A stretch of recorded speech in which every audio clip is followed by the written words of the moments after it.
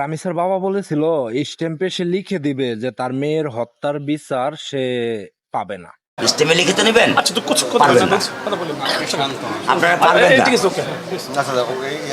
বসো।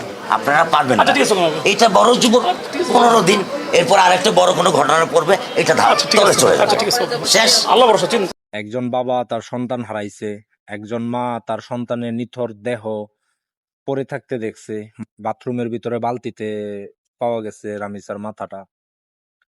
তারপরেও আমাদের দেশের আইন কিভাবে আসামি পক্ষকে উকিল দেয়, আর সেই উকিল কিভাবে এই কথাগুলো বলে। ধর্ষণের অভিযোগ আনা হয়েছে যে তার যে ডিএনএ টেস্ট, আসামির যে ভিকটিমের যে ভেজাইনাল সোয়াপের ভিতরে তো বীজের উপস্থিতি শনাক্ত হয়নি। এটা একটা গুরুত্বপূর্ণ বিষয়। আর যেহেতু এই মামলাগুলো চাক্ষুষ সাক্ষী ছিল না, আমরা এই জন্য অব্যাহতি চেয়েছি। কথা হয়েছে, সে বলেছে সে নির্দোষ। ঠিক আছে, এই পর্যন্ত আমাদের কাছে মেসেজ আছে। তাহলে কে দোষী আসলে? এটা তো আসলে বিচার প্রক্রিয়ার বিষয়, সাক্ষ্য প্রমাণের বিষয়, আদালতের বিচার্য বিষয়। আদালতের সিদ্ধান্ত নেবে কে দোষী কে নির্দোষ।